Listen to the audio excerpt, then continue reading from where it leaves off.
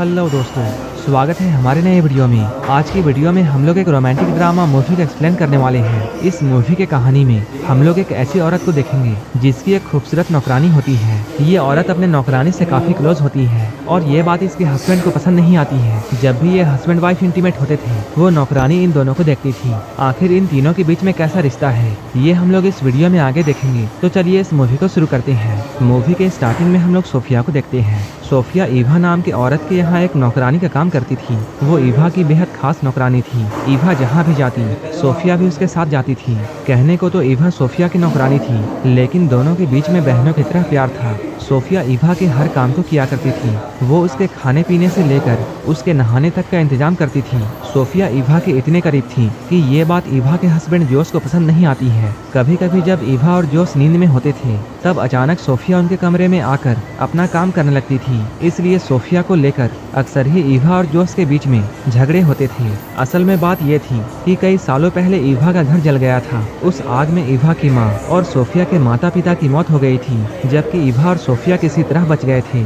इस हादसे के बाद सोफिया अनाथ हो चुकी थी, इसलिए ईवा के पिता ने सोफिया को गोद ले लिया और यहीं पर से ये दोनों बहनों की तरह रहने लगी। लेकिन सोफिया के माता पिता तो नौकर थे, इसलिए बड़ी होकर सोफिया भी घर के काम काज करने लगी। एक रात ईवा के पिता की तबीयत बहुत खराब हो जाती है और तब उन्होंने सोफिया से एक वादा लिया, चाहे कुछ भी हो जाए वो ईवा का साथ नहीं छोड़ेगी। एक दिन जब ईवा नहाने की तैयारी कर रही थी तभी सोफिया खास तरह की जड़ी बूटियां लाती है और उसे पानी में डालकर ईवा को नहलाने लगती है। लेकिन जिस तरीके से वो ईवा को छू रही थी ये देखकर जॉस को काफी बुरा लगता है। जॉस सोफिया से चिढ़ने लगा था, इसलिए वो सोफिया को अब बात बात पर डांटता है। इधर सोफिया अपने आप को खुश रखने की कोशिश करती, वो अपना ध्यान भटकाने के लिए तस्वीरों से भी बातें किया करती थी। ऐसे ही एक रात जब सोफिया अपने कमरे में जा रही थी तभी उसे ईवा के कमरे से आवाजें सुनाई देती है। वो यहाँ पर रुक जाती है। इन आवाजों को सुनकर सोफिया ये समझ जाती है जोस ईवा के साथ में इंटीमेट हो रहा है। उन दोनों की आती हुई गर्म आवाजों को सुनकर सोफिया के अंदर भी तूफान मच जाता है। इसके बाद वो जल्दी से अपने कमरे में आती है और अपने सारे कपड़े उतारकर आईने में अपने आप को देखकर सेटिस्फाई करने में लग जाती है। अगली सुबह जब सोफिया बाजार में जाती है तब यहाँ उसे स्टीव नाम का एक आदमी मिलता है। स्टीव सोफिया को अच्छा लगता था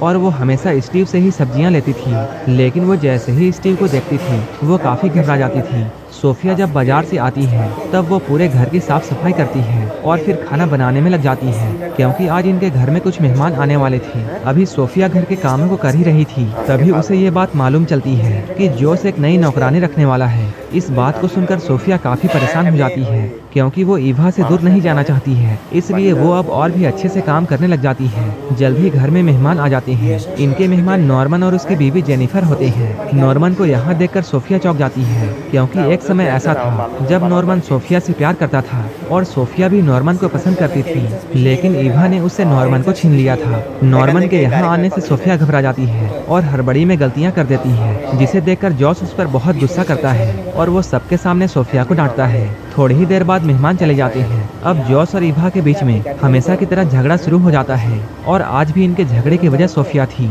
रात में सोफिया जब अपने कमरे में थी तभी ईवा उसके पास आती है। ईवा उससे कुछ भी नहीं कहती है, बस चुपचाप उसके पास लेट जाती है। लेकिन सोफिया उसे देखकर ये समझ जाती है कि उसे अब इस घर से जाना होगा। अगले दिन जैसे ही सुबह होती है सोफिया अपना सामान लेकर जाने लगती है, लेकिन जॉस उसे रोकते हुए ये कहता है, मैं तुम्हें यहाँ से निकालना नहीं चाहता हूँ, मैं तो बस इतना चाहता हूँ कि तुम हर वक्त हमारे साथ मत रहो। जॉस के इशारे के वो समझ जाती है और वापस वो अपने काम में लग जाती है। इसके अगले दिन सोफिया नॉर्मन से मिलने के लिए जाती है। यहाँ ये दोनों बहुत सारी बातें करते हैं। नॉर्मन के पूछने पर सोफिया उससे कहती है, ईवा के पिता ने मुझे बाप का प्यार दिया था, लेकिन वही ईवा ने कई बार मुझे नीचा दिखाने की कोशिश की, क्योंकि वो अपने पिता का प्यार किसी के साथ भी बांटना नहीं चाहती थी। नॉर्मन से बातें करते हुए उसे काफी अच्छा लग रहा था, लेकिन तभी ईवा उसके पास आकर उसे अपने साथ चलने के लिए कहती है। ईवा उसे जॉस की स्टूडियो में लेकर जाती है। यहाँ पर उन्हें एक छुपा हुआ बच्चा मिलता है जो कि जॉस की बनाई हुई मूर्तियों में छुपा हुआ था। असल में शादी के इतने सालों बाद भी ईवा अब तक मां नहीं बन पाई थी, इसलिए ईवा इस बच्चे को अपना बच्चा समझकर अपने साथ घर ले आती है। जब ईवा उस बच्चे को नहलाना चाहती थी